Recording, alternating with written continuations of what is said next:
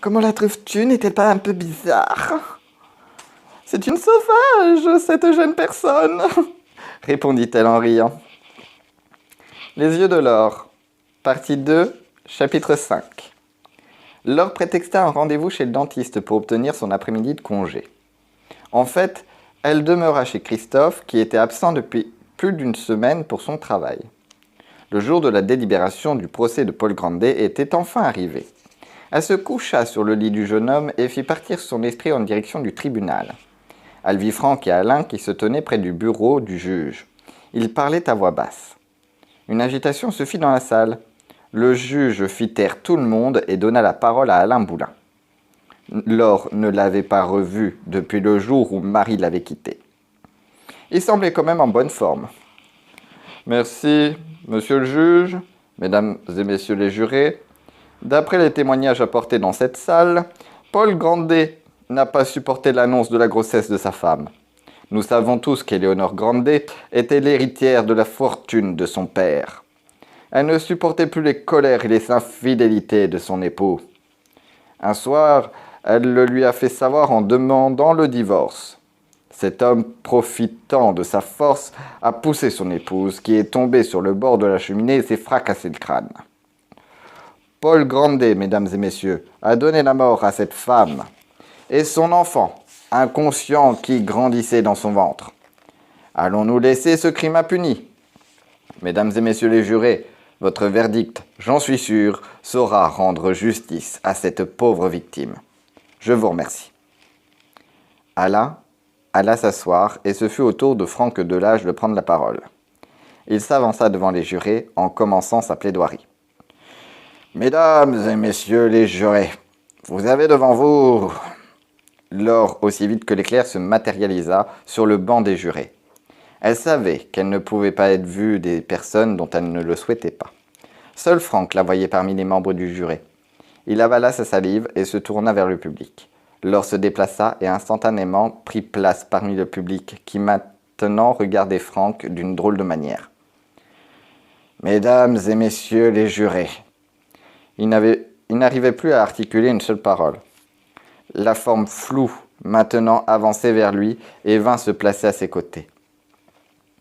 Franck pouvait voir ce regard glacé de très près, qui s'insinuait en lui, lentement. « Maître Delage, vous avez un problème ?» demanda le juge. « Non, monsieur le juge. » Il voulut continuer sa plaidoirie, mais l'esprit de sa victime ne le quittait pas. Franck se demanda s'il ne devenait pas fou. La sueur perlait sur son front. Avec effort, il articula. « Mesdames et messieurs les jurés !» La petite forme floue se déplaçait aisément dans toute la salle du tribunal, puis revenait très vite autour de Franck, en tournant autour de lui, comme si elle voulait le ficeler. L'avocat ferma les yeux. La salle tournait. Il avait un mauvais goût dans la bouche. Personne n'osait parler. « Maître Delage, êtes-vous capable de continuer votre plaidoirie ?»« Non, monsieur le juge.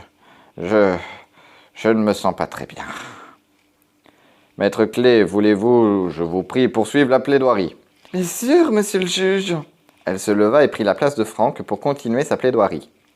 Ce qu'elle fit avec aisance. Franck sortit du tribunal et se dirigea vers les toilettes. Il se pencha vers le lavabo et aspergea son visage d'eau froide.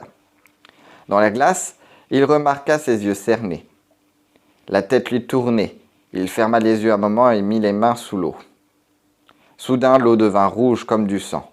Franck recula et vit dans la glace en face de lui les yeux et rien que les yeux de sa petite victime. Il fut terrifié. Cette fois, il était sûr que l'alcool était la cause de ses hallucinations macabres. Le regard terrifiant disparut aussi vite qu'il était apparu. Affolé, il sortit des toilettes en titubant. La salle d'audience se vidait. Les commentaires allaient en bon train.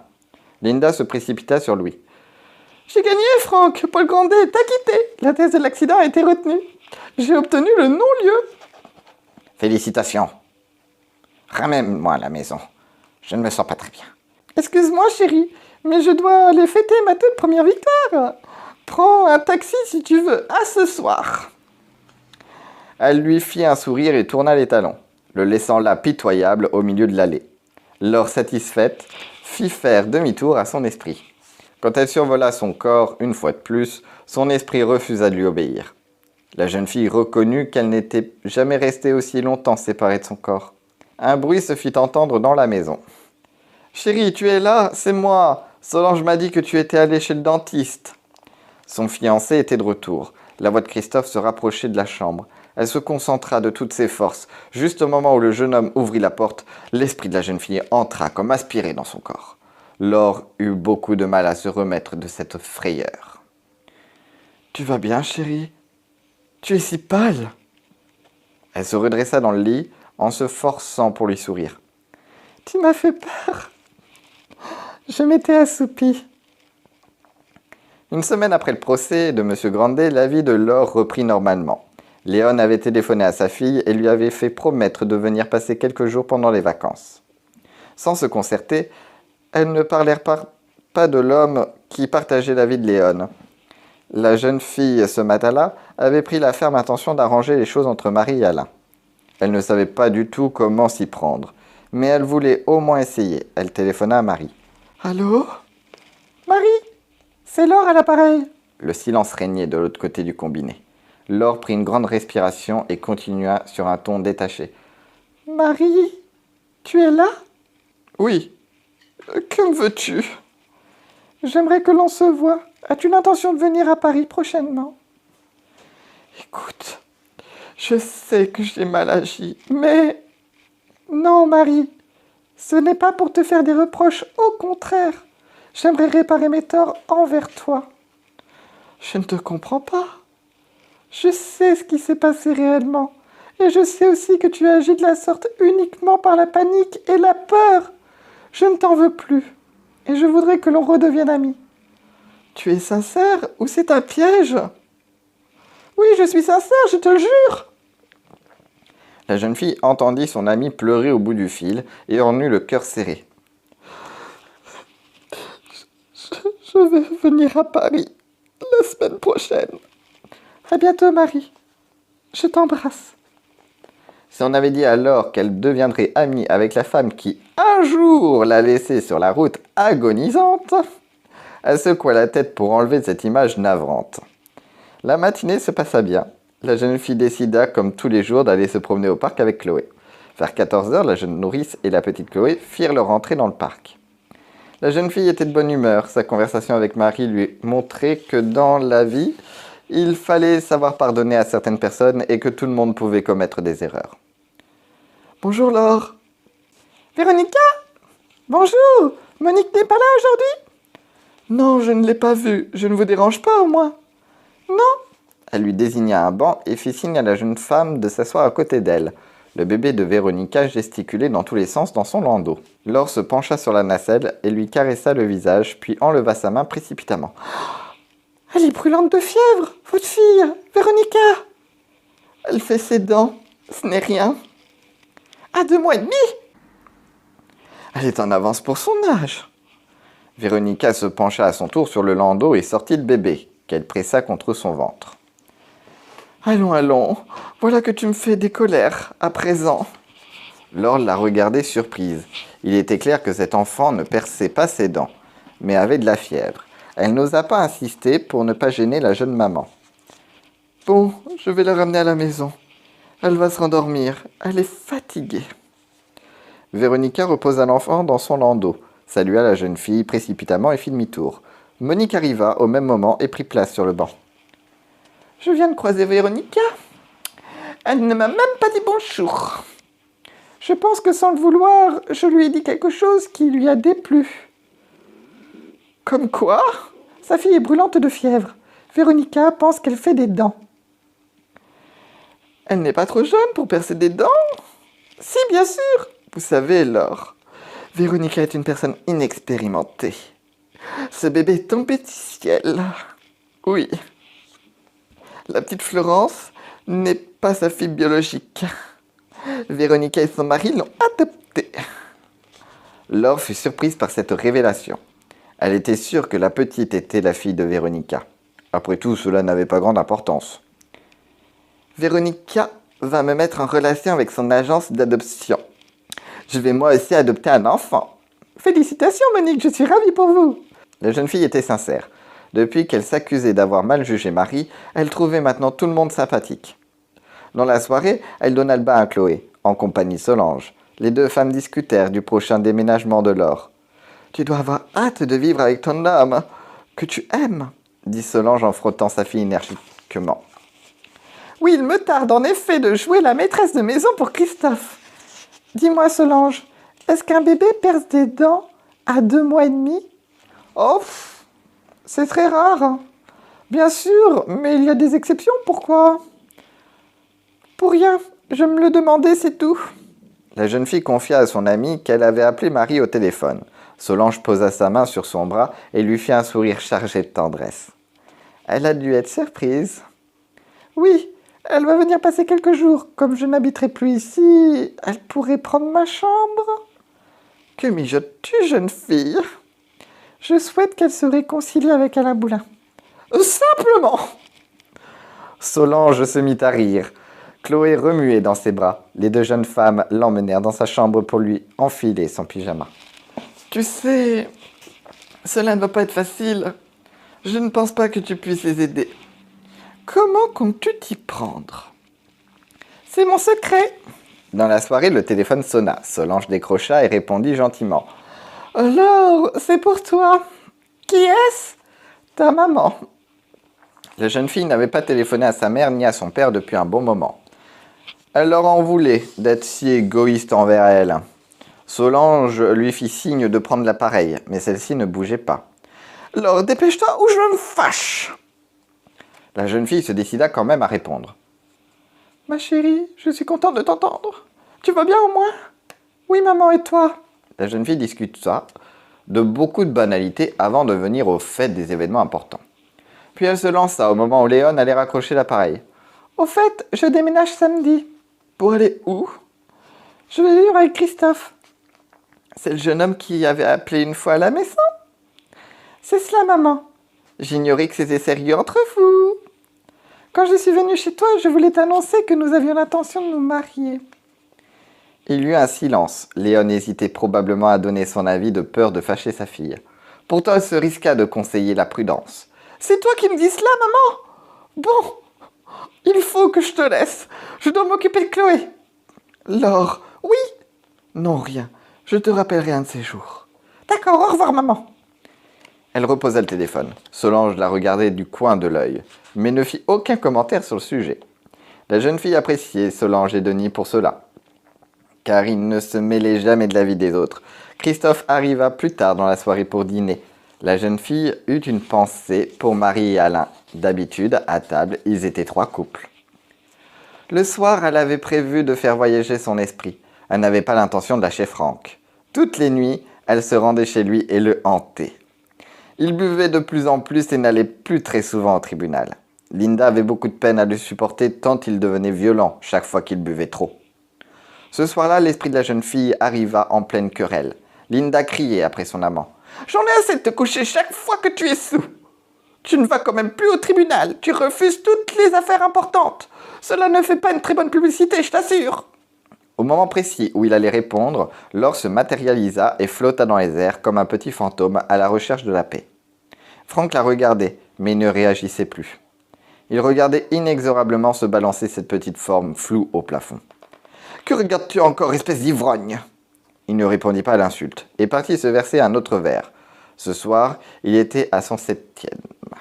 « Non, tu arrêtes de boire, cela suffit. Quand tu es malade, c'est moi qui nettoie. » Sans répondre, il versa son verre. Linda donna un coup dans le verre qui se brisa en tombant sur le sol. Franck, furieux, la saisit par les poignets et la tira contre lui. Ses yeux étaient injectés de sang et Linda prit peur. « Arrête, tu es fou, tu me fais mal !» Loin de s'arrêter, il lui envoya une paire de claques magistrales. La jeune femme tomba à la renverse, puis il sauta sur elle souplement, avant même qu'elle n'eût le temps de se relever. Laure, effrayée, ne pouvait en aucun cas intervenir. Tout en maintenant Linda à terre, il prit son cou délicat entre ses mains. « Je vais te tuer. Plus jamais tu viendras me hanter. » La jeune fille fit partir son esprit aussi vite qu'elle le put. Quand son esprit réintégra son corps, elle descendit du lit et se précipita sur le téléphone. Solange et Denis sortirent précipitamment de leur chambre à coucher. « Allô, Christophe! Vite! Vite! Il va la tuer !»« Laure, que dis-tu » lui répondit le jeune homme encore endormi. « Il faut aller chez Franck Delage! Il est en train de tuer Linda Clay !» Il lui fallut beaucoup de persuasion pour faire comprendre au jeune commissaire qu'un meurtre était en train de se commettre chez l'avocat. Il consentit à prendre cette histoire au sérieux. « Comment sais-tu ce qui se passe chez Franck au milieu de la nuit ?» questionna Solange en la regardant comme si elle ne la connaissait pas. « Ne me demande rien, je le sais, c'est tout. » Une demi-heure plus tard, Christophe vint se garer devant l'immeuble de la famille Blanc. Laure et Denis l'attendaient devant la porte. Quand ils arrivèrent au domicile de Franck, il y régnait un silence inquiétant. Christophe sonna à la porte, mais n'obtint aucune réponse. Il décida donc d'enfoncer la porte. Quand ils pénétrèrent dans le salon, ils virent Franck assis à terre, à côté d'un corps encore chaud, celui de Linda. Elle était sans connaissance. Denis l'ausculta avec précaution pendant que Laure appelait les secours. « Elle est vivante, mais il faut faire vite. Ce salaud... Il l'a quasiment étranglée. » Christophe passa les menottes autour des poignets du coupable et téléphona au poste de police. Franck s'avança vers Laure et lui sourit. « Laure, tu es le diable en personne. » Il se mit à rire comme s'il était possédé par le démon. L'alcool avait eu raison du grand maître de l'âge. Un peu plus tard, la police arriva pour l'emmener. Franck ne fit aucune difficulté pour son arrestation. Il regardait Laure et ne la quittait pas des yeux. Elle en fut effrayée. Christophe, Laure et Denis prirent le chemin du retour. « Comment savais-tu ce qui se passait ici, Laure ?»« Pas maintenant, chérie. Je te dirai tout demain. » Le jeune homme n'insista pas. Laure avait les yeux fermés et pleurait doucement. Elle se dit que si la jeune femme mourait, cela serait par sa faute. Franck avait sombré dans la folie à cause d'elle. La jeune fille était fatiguée d'avoir ce don. Elle n'avait jamais réalisé qu'elle l'utilisait pour faire le mal uniquement. Après cette constatation, elle se promit de ne plus faire voyager son esprit. Le lendemain matin, elle se leva avec la migraine. Elle était triste et non satisfaite par la tournure des événements et se jugeait autant coupable que Franck dans la tentative de meurtre de Linda. Elle revit le regard glacial de l'avocat et ses paroles terribles. « Tu es le diable en personne !» Elle eut peur et se pelotonna sous les couvertures. Comment allait-elle expliquer à Christophe les événements de la nuit dernière? Celui-ci entra dans la chambre sur la pointe des pieds. « Tu dors, ma chérie ?»« Non, tu peux entrer. » Il se dirigea vers la fenêtre et ouvrit les volets. Le soleil entra largement dans la pièce. Laure cligna des yeux. « Comment te sens-tu? Cette nuit, tu as été tellement agitée. Parle-moi, ma puce. Dis-moi ce qui se passe. » Hésitante, elle commença son récit. « Christophe, je possède un don. » Il s'était assis à côté d'elle sur le lit et elle attendit qu'il se manifeste. Mais Christophe gardait le silence. Son fiancé était un jeune homme calme et posé et ne s'énervait que très rarement. « Tu ne dis rien ?»« Continue. J'ai le don de voyance et Marie le sait. »« Un don de voyance, je suis surpris. Tu peux me donner des preuves concrètes ? » « Tu n'as pas confiance en moi ? » Comment je vais expliquer à mon supérieur dans ma déposition que je me suis rendu à l'appartement des Delage parce que ma future femme, possédant un don de voyance, avait pris l'intention de tuer l'avocate, Maître Clé. Laure, ne sachant pas comment lui répondre sans autant tout dévoiler, s'allongea dans le lit et recouvrit son visage avec le drap, ce qui signifiait qu'elle ne souhaitait pas continuer cette conversation. Christophe, très calmement, saisit le drap et la découvrit entièrement. Laure ferma les yeux comme une petite fille qui souhaitait jouer à cache-cache. « Ne fais pas l'enfant, s'il te plaît, c'est très sérieux. Tu me dis que tu possèdes un don et je n'ai aucune raison de ne pas te croire. Maintenant, la raison suivante est, peux-tu m'en donner la preuve ? » ?»« Oui. »« Oui ? Alors vas-y. »« Cela ne se fait pas comme cela. »« Comment alors ? » ?»« Je dois me concentrer et être seule.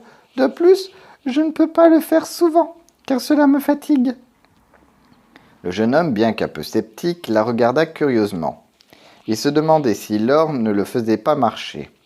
Mais sa fiancée semblait très sérieuse.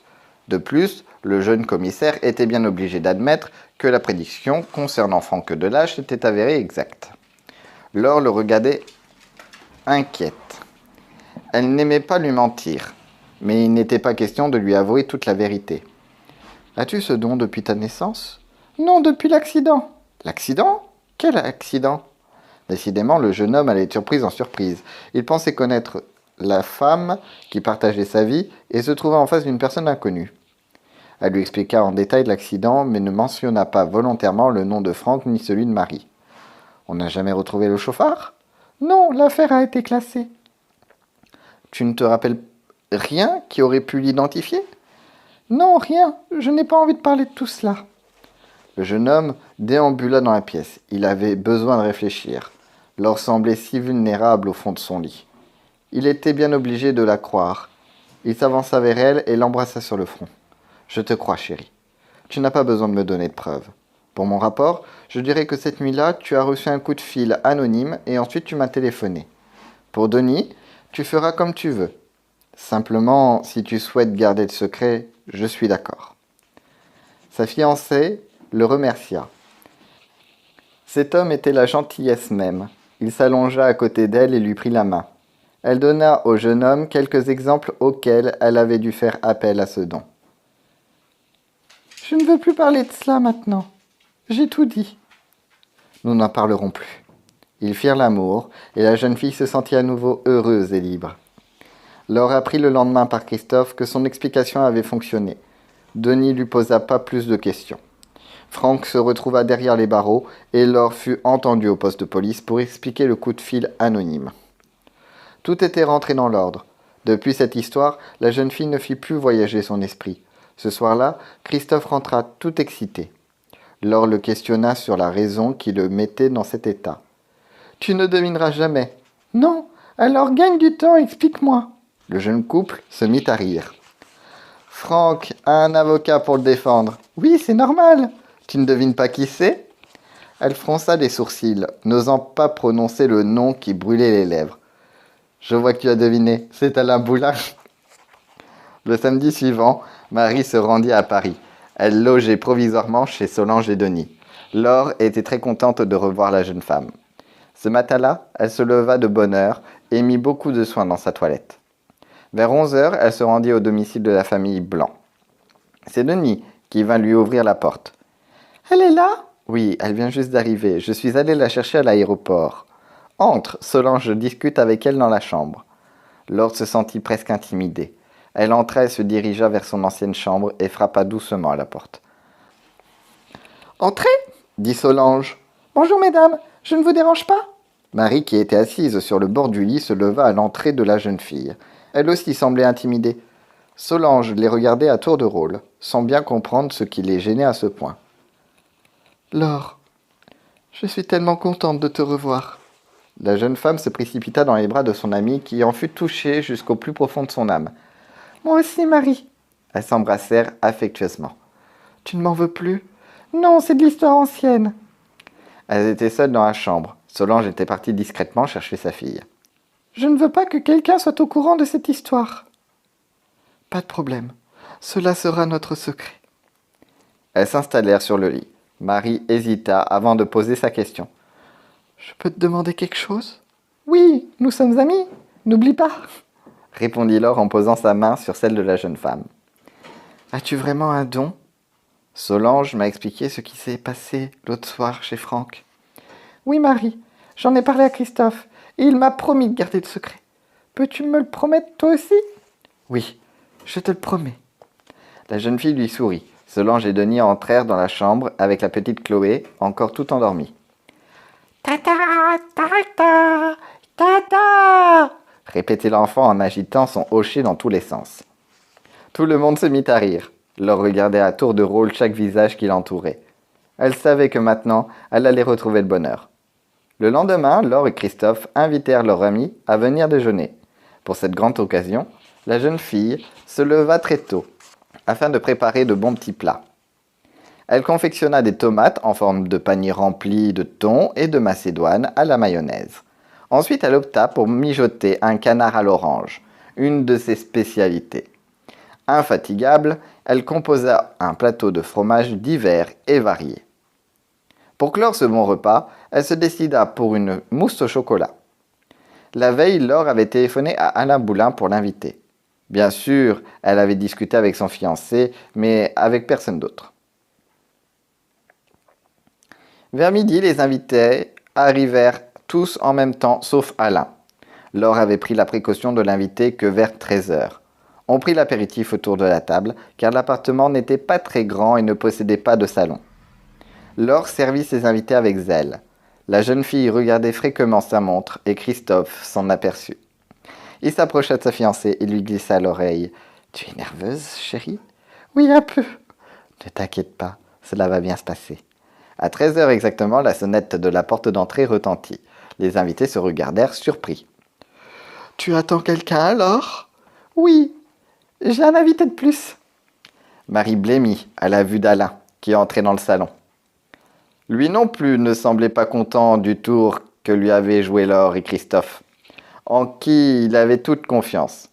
Avant qu'il ne dise quoi que ce soit, Christophe le prit par le bras et l'obligea à s'asseoir autour de la table. Bien sûr, il fut placé à côté de son ex-compagne. Marie baissa la tête. Personne n'osait parler. La maîtresse de maison se demanda si elle n'avait pas fait une bêtise, une fois de plus. « Je suis surpris de te voir, Marie, » dit Alain avec tristesse. « Bien écoutez, nous sommes là pour passer une bonne journée.